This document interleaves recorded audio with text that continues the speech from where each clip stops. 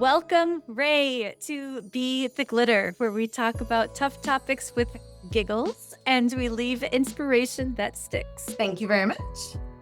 So, first, I would love for you to introduce yourself the way you would like to be known. Sure, thank you. So I'm Rae, my pronouns are she, her, and I am a well-traveled wordsmith. So I do everything to do with words to help small business owners. So I do copywriting, I do editing, I do training on business writing, because although everyone can write, not everyone can write well. And writing for business is not the same as writing when you're at school. Yep. And most small business owners, like 80% of small business owners, write their own content, but most of them have never had any training on how to do that really well. So I do training on that, and then I have a membership to support people doing that as well. I love that. In a So, nut- right. And I love how you can put that in a nutshell, which, let's face it, everyone listening, that is a skill all in its own. Some of us are a bit more verbose. I'm pointing at myself here. And I love how you also are helping business owners, Mhm. right, for themselves. You're Yeah, not insisting that you take it over for them. Obviously, you're probably I up mean, for hire if you, I can do that. Yeah, yeah. I can do that for sure. I do that for some of my clients, write their blogs for them and things like that, or their Mhm. website content or whatever. But not everyone can afford to hire a copywriter. Not everyone Yep. wants to hire a copywriter. A lot of, small business owners, it's their passion. It's what they love doing. So they want to write about it, but they just need a bit of support to be able to do that in the right way. Yep. I feel like sometimes, depending on the personality, all they need is the right recipe card Mhm. or the right formula, Yeah, for um, sure. little tips and reminders Yes. as to even why we're asking them to write the way that they are. Yeah, It's so much absolutely. easier for me to help other businesses than it is for me to be my own client. I am my own worst nightmare. I admit Yeah. that right now. Mhm, mhm. I'm the same. Maybe we should help each other. Yeah, that would be fabulous. So you also said that you are a well-traveled writer, and before we even get into that, because I love your stories on that, I would, if you don't mind, sharing a little Yeah. bit of your identity journey before we talk about your traveling journeys. Yeah, absolutely. So I think I first kind of realized that I wasn't straight when I was a teenager, probably about 16. I think I kissed a girl for the first time and I was like, oh, yeah, this is good. This is better than the boys, definitely. But for me, it's always been about the person, not their gender, not what they look like or anything like that. It's their person, it's their personality, whether we connect, that's always been it for me. So my Yeah. spouse that I'm with now is non-binary. So that works perfectly because, it's the person, Yeah. not the gender or what they look like or anything. That's always been it for me. Yep. I am right there with you now in this new life I've started over. I'm finally admitting to myself that that really is the case. It's Yeah. I love good brains and good Mm-mm. hearts. Yes, Um, absolutely. Yeah. you discovered kissing girls was way, way better than kissing guys way back in the teenage days. Yep. And you also do a lot of, how did you get into traveling, I guess? So I never traveled when I was a child. We couldn't afford to go abroad, and my dad doesn't like traveling anyway. But my aunt and uncle live in California. So when I was 16, I got a part-time job and I saved up like £1,000 so that I could go and stay with them for the summer holidays. I loved it. And that gave me the travel bug. So I would go and visit them every 3 to 5 years. Then I just always had this ambition, I guess, to go and teach abroad. So I became a teacher. I trained as a teacher, primary teacher. So I taught in the UK 7 years. I'd always wanted to teach abroad. And one of my colleagues was applying for a job at a school in Egypt. And he said, oh, well, you need to apply now if you're going to work internationally. Mm. So I just applied for a load of jobs in school, international schools in all different countries that I'd never been to. And I ended up getting a job in China, which Wow. was amazing. So in 2011, I moved to Shenzhen in China, which is a city most people have never heard of, but has about 20 million people living there. So it's quite a big city. It's Yeah. just across the border from Hong Kong, so right in the south of China. Oh, So the cool. border to Hong Kong was like 10-minute drive from my apartment. So we would go to Hong Kong on like day trips or weekends quite often. We wanted to go somewhere else, do something else. But from there, it was a fantastic location for traveling around Southeast Asia and other parts of the world. So I ended up living there for 9 years because I loved it so Wow. much. And so I went to most of Southeast Asia while I was there. I went to Australia and New Zealand, Hawaii, lots of other places in Europe. So I'd go home for the summer holidays, meet up with friends and family, and then go somewhere in Europe on holiday with them, like to Budapest with my sister or to Milan with my mum or, that kind of thing. So So I'm now fun. on 72 countries I've been to so far. Okay, you're my travel hero. Wow. I feel like I need to get you a jean jacket and, like, get you, like, little patches for all the countries that you've been I to from collect your fridge American mag I yeah, have fridge magnets from all the places I've been. it's So, so yeah. cute. Yeah. My dog's Uncle Nick has that, and Oh, so yeah. every time I go someplace, I get him a fridge magnet. Nice. Yeah, Yeah. that's good. I definitely had to get him the, pastry refrigerator magnet from Amarante, Portugal. If you don't know Ooh, what I'm talking about, I'll just no. let you look it up. All right then. It's amazing how friendly people are. Like when I was in Amazing. China, obviously, not obviously, but I can't speak Chinese fluently. I learned a little bit, like enough to get by while I was there. Mhm. But when you walked into a shop, they assume you can't speak Chinese anyway if you're in Yeah. a non-touristy place. But they would like see me come in and then go and fetch like their neighbor's uncle's cousin or whoever and bring them back to the shop to translate for me so that I could buy something. They tried to be so helpful. It was really lovely. Oh, that's so One of great. the things I loved about living there. So that's one of the things. What are the other Mm. things? You, at this point, were at Yes. Yeah. So this was 2011. I'd had a couple of long-term girlfriends, but they didn't want to for various reasons. Yeah, no, definitely. Like a lot. I think it's difficult, isn't it? Because when not everyone is out at work, and especially being a teacher, sometimes faces can be a bit funny about that kind of thing. yeah? But I had colleagues. There was like a lesbian couple at the school I worked at who were getting married, and it was so funny though. One of the guys who was like an older teacher. He was from the UK originally, but he lived in Bulgaria, so he was well traveled. But he didn't realize they were a couple. And I mentioned to him that, oh, these two people are getting married in the holiday. And he was like, oh, who are they marrying? That's funny. They're both getting married at the same time. I was like, no, they're marrying each other. And he was like, oh, it was so funny. And then Hilarious. was he cool with it or He was was fine. He just yeah. like didn't realize. And he was like, oh, I had no idea. I was like, really? Didn't you? Okay, sure. Yes, they're marrying each other. See, and that's the thing. I run into more people who are totally Mm, okay with mm, mm, mm. queer people. There's Yeah, totally okay with same-sex yeah. couples. They are innocent as Mhm, well, mm. so Yeah. They they'll just have don't that think of these things. Yeah. And yeah, in China, although there's no laws directly protecting like LGBTQ plus people or their rights, there's also no laws against it, like there are in some countries. So one year there was gonna be a Shenzhen Pride, but it got cancelled because it got considered as a protest, which it is. So you're not allowed to do any kind of protest as a parade or anything like that.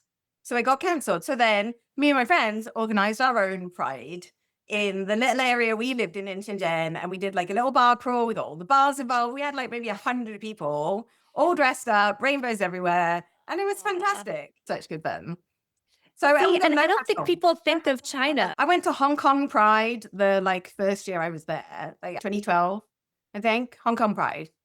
So, and I've been to Pride in Taiwan as well, in Taipei. Went there one year for it was my birthday weekend as well, so added bonus. And that was so much fun. Like in China, you're not allowed to advertise in the same way you're not allowed to advertise religions either. So if there's churches and synagogues and whatever, they're just Yeah. not allowed to advertise. So there are gay clubs, they're just not allowed to advertise. So you just need to know where to find them. But friends of mine would organize LGBT nights at different clubs, different places around the city, like once a month for a while we were there. And we had like some great nights out. we had rainbow flags everywhere and that kind of thing. And Yeah. it was fine. We never got any hassle. See, when we think about safe countries, I don't think people think of China as the first place where you can be totally out and Mhm. flaming, waving Mhm. your rainbows and having these fun pride events. That's Yeah. so I mean, I cool. think you'd have to be a bit careful. Like in rural China, it would be a bit different. Mm, But in a big city like where I lived, yeah, it's fine. So, yeah. I mean, we got stared at, and as foreigners, we would get stared at all the time anyway, and have your Mhm. photos taken just regardless because of being a foreigner. And, so you get that all the time, all over Southeast Asia, especially. So, would you live there again? Wow. I probably wouldn't now because since coming back to the UK, I've got married and bought a house and started a business. So I'm pretty settled now, but I still love travel. So we still like to go away whenever possible, like 3, 4, 5 times a year if we can. Oh, that's So fantastic. yeah. So it's Where do like you having go that next? balance. Well, yeah. Next, going to the States next, actually. Going to visit my aunt and uncle in California and then a couple Nice. of weeks in Hawaii. And then next year, we're looking at going to Morocco and maybe Ecuador and the Galapagos Islands. See, that's wonderful. And So excited. how do you decide where you're gonna go as as a queer couple? Because I Yeah. know that's a big topic right now is queer travel Mm-mm-mm. and just safety in general. Yeah. So we are a little bit careful about where we choose to go. But again, I think a lot of places are safer than you realize as long as you're respectful of kind of the cultural rules. So we went to Jordan last year, for example, which is Yes. in the Middle East. You Yes. know, there it's probably one of the most relaxed countries in that area, but you still have to be respectful. But their rules and laws are that there's no public displays of affection for anyone. So it's Right. not like just don't hold hands if you're LGBT, it's don't hold hands for Right. one. So that's fair, Mhm. I don't see a problem with that. So we were just careful that when we were out and about, we didn't hold hands, we weren't too touchy-feely, anything like that. Yeah. And, a couple of times we hired a local guide and they sussed it, Yeah. one of the guys was like, oh yeah, I've been to 70 countries. Are you buying one each of these souvenirs? And we're like, no, we live together. Like, oh yeah, okay. So, they know and and it was fine. We didn't have any hassle at all. So as long as you're respectful of the culture that you're in, and, a little bit careful, obviously. There are certain countries I wouldn't go to for sure. But like I've got friends who live in Morocco and there's a straight couple live there. But then one of our mutual friends who's gay and very camp went to visit them and he was fine. And he had, again, no problems whatsoever. So again, Nice. I think as long as you're respectful of the culture, like I've been a lot of countries with various things like, covering up if you go into temples or mosques or that kind of thing. Mhm. In Thailand, don't point your feet towards Buddha or the front of the temple. As long as you check those little rules and follow them, Yeah. then it's See, and I think that applies to everyone, right? everywhere. Yeah, everyone and everywhere. Yeah, If we just respected each other's cultures. absolutely. Absolutely. Yeah, exactly. Yeah. And did you ever feel that you were unsafe anywhere? Probably only in the UK, actually. Isn't that funny? It's Somebody else funny. was saying the same thing. Mm-mm-mm. Mhm. Yeah, and maybe in the States. So depending where you go in the States, obviously Mhm. that can be a bit questionable sometimes. But like I always felt much safer when I lived in China. I could happily walk home at 3 o'clock in the morning by myself, and there's always people around because it's a big city. And I always felt Yeah. safe. I wouldn't dream of doing that here. Yeah. Wouldn't dream of it. And probably wouldn't in the States either. Yeah. And now to hear from our sponsor. Today's Be the Glitter podcast is brought to you by CFOPowerUp.com.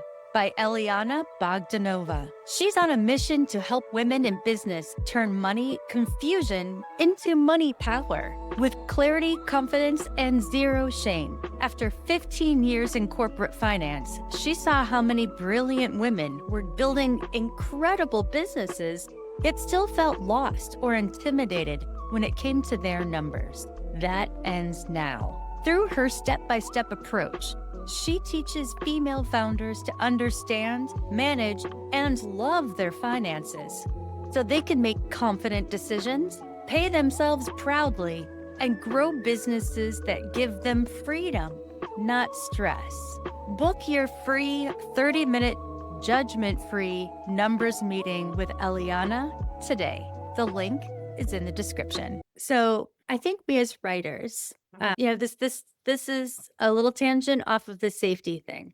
Sure. I think a lot of us writers are well practiced and still not necessarily experts at dealing with the inner critic. Very true.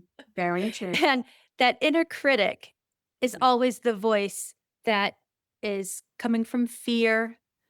Yeah, for sure. I mean, I have so many people say to me that they don't finish blog posts or they don't post much on social media because they're worried about the reaction they might get and how it might come across, and they might get criticized and that kind of thing.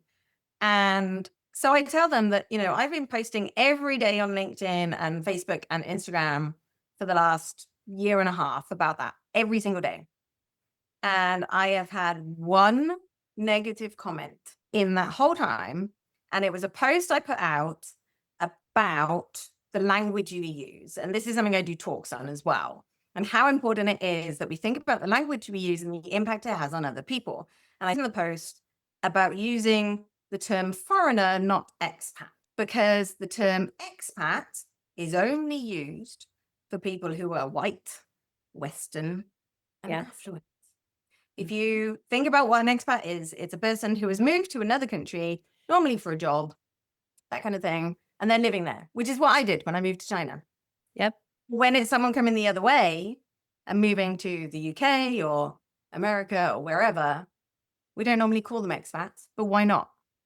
Right. Because they're doing exactly the same thing. We normally call them immigrants, right? But why don't we call them expats? Right. So I said about this in my post that we shouldn't be calling ourselves expats and then not. We should either call everyone expats or no one expats. So I don't use the word expat anymore. I normally say foreigners. So I was a foreigner in China. They're foreigners if they come here. If they're not from here, but they're living here, just to try and make it a bit more, Neutral. even. Neutral, exactly. Same for everyone. Why shouldn't it be? And so my post was about that. And I can't remember what the guy commented exactly, but he ended up arguing my point for me. We need to keep talking about this. Yes. Not only do queer people need to keep showing up, and we do need to keep traveling. Right. We need to be visible. And I also think that it's so important to talk about language. Yeah. And not only just talk about it, we all need to practice it. Just try it. How harmful could it possibly be to, for your example, choose foreigner instead of immigrant or expat? Yeah. How painful is it? Like, just try it and see how that could even make you so much more comfortable in the world. Yeah, for sure. Because you don't realize the impact your language has on other people 9 times out of 10, And even if you do, why be the aggressor? Yeah, absolutely. Absolutely. Doesn't that hurt when you hurt other people? Yeah, it doesn't benefit anyone. No, right? Yeah. Posting on social media every single day, just with good, authentic, genuine content that is useful for everybody, not only for queer people, in a way that is our own rebellion with good instead of all these trolls who are just insisting on hate, hate, hate, and fighting for what? Yeah, absolutely. Absolutely. And I always think that if someone does make a really negative comment, and if it's a business related post, which it usually is with my clients, and I say to them, the best thing to do is respond in a positive way. If it's like a complaint, treat it like a complaint. how would you deal with a customer complaint? You would, try and resolve it and make them happy by the end of it so that you can turn that complaint into a compliment. Treat it the Mhm. same way as that. But if it keeps going and they're just doing it for the sake of it, just block them and delete it. Say what you want to say and then get rid of them. You don't need to engage. Right. And I think it does take a little extra energy to Mm. not react right away, Yes. Yes. at least Definitely. impulsively, Yeah, for sure. it takes a little extra, right? To pause That's, yeah. and to Think have about that more informed response. Yeah. Think of maybe the golden rule. But I think an even better way of thinking of it, and I keep trying to practice this, is showing up more with love than with hate. Yeah, Because, definitely. right. Yeah, for sure. For sure. Yeah. Yes. Kill people with kindness. I Mhm. used to say that things like that to my students when I was a teacher, but if they would come up to me and say, so and so is being mean to them, I'd say, right, be nice to them in exchange. And they'd be like, what? Why? That's what? And I was like, be nice to them. Because if you're being really nice to them, they're going to find it really difficult to be horrible to you. It's so So be true. nice to them and they'll stop being horrible to you. And to their face. Yeah. Be, like, super nice, but the trick is Yeah. not being snarky about the kindness, because then it's Right. actually not kindness, Yeah, for sure.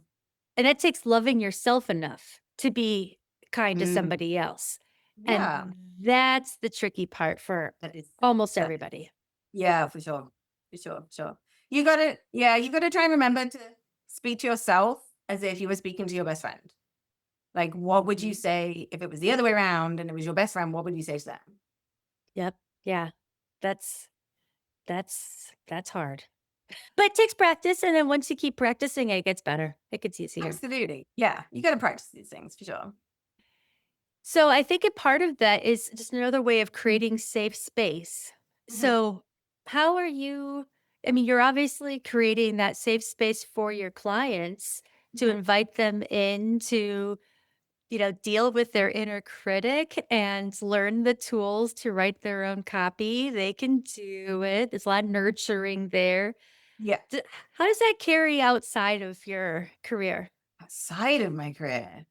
Well, it's kind of there's a mixture because so I do speaking as well. And one of the talks like the with the expat foreigner thing is all Mhm. about culture and being more inclusive and thinking about the language you use. Yeah. So I do that at like schools and colleges and companies to try and help them reframe how they think about culture and just make it more inclusive. Because like you were saying with the statistics earlier about people not feeling safe at work, that's one of the things, Yeah. is that if people just use off the cuff comments, again, not just about LGBTQ plus people, but, if people are from different ethnicities or religions or, anything, people can feel unsafe. And if people don't feel safe, then they're not going to be themselves because they don't feel safe to be themselves. And then they're spending 10, 20, 30% of their energy hiding who they really are instead of being themselves. So then they're not putting all that into their work. So if you've got a safe, inclusive workplace where Yep. people can be out and proud, whether that's LGBTQ plus or a religion or whatever, then they're going to work harder and be more productive and be happier. And if you've got a happier workforce, you'll have a more productive and profitable workforce. It's And quite an it's, algebra equation, yeah, right? yeah, Like, for sure. if you look at the numbers, if they I mean, it's don't feel logic. safe and they feel exhausted, the fact that they don't feel safe is one of the reasons they feel Right. exhausted. So Right. productivity is immediately down Yeah. the For drain. sure. So if they're not Mm-mm. productive and they're not engaged, now you're Yes. dealing with a very expensive turnover as well as low productivity. Yeah. It Absolutely. if we have to think of business people like Yeah. a math equation, Yeah. that works in your favor for revenue Mm-mm. purposes, at least Yeah. think of it that way. But Right. performative inclusivity does not work as well. Yeah. So, in your speeches and or your speaking opportunities, uh, what kind of questions are you getting, or what kind of experience has kind of surprised you as you're giving your talks? Oh, that's a good question. So I used to work for a logistics and transport company, And that was very, shall we say, straight white man heady, Uh-huh. like 75%. And they brought in a diversity and inclusion expert to try and help do some bits and pieces. And so there was a guy who worked there who had worked there for, I don't know, 20 years or something and wasn't out in the entire time he worked there. And he only then felt safe enough to come out because they hired in a diversity and inclusion expert to try and add things like that into the business. Holy cow, I'm so Bless sorry I you. sneezed.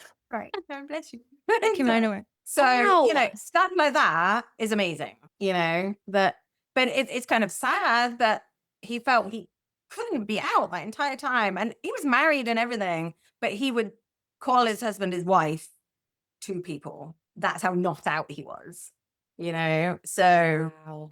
yeah, it's sad, really. It's sad. And then But you're where hiding your yeah, you're hiding. spouse from Yeah. all of these work functions and whatnot. Mhm. Like, Yeah. But that's the thing. So I do a lot of networking for my business.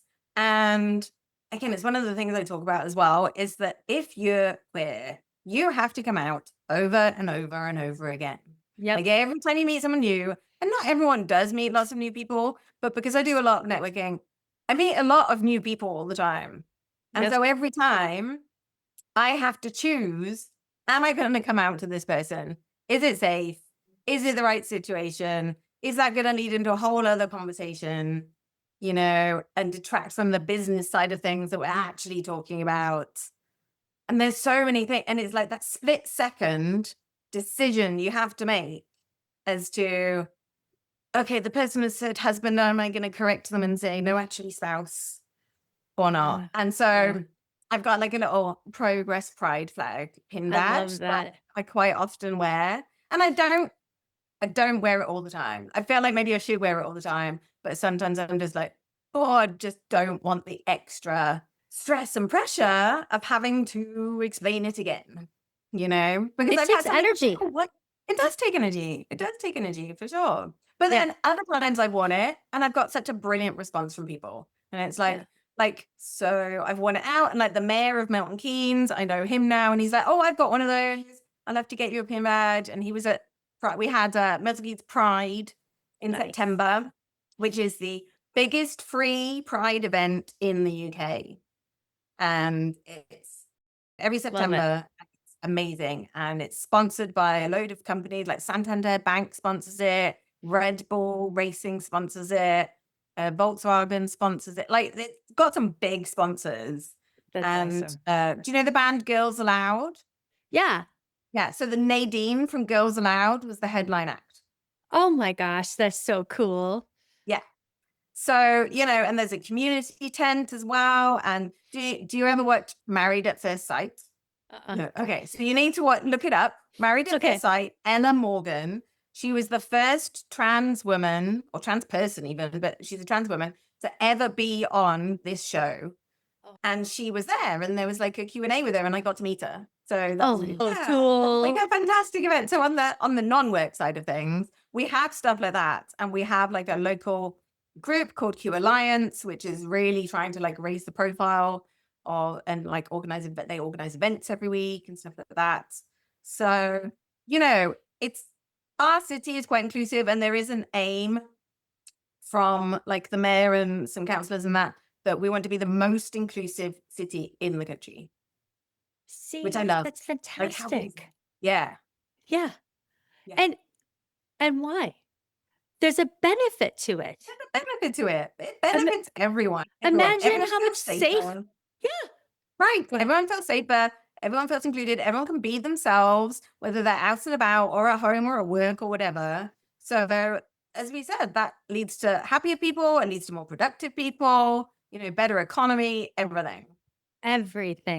Everything just goes. And it's interesting, right? Like Mhm. when you see more othering and more dictatorship type talk and more violence, more feathering of the flames, if you will, all it does is ruin Mhm. everything.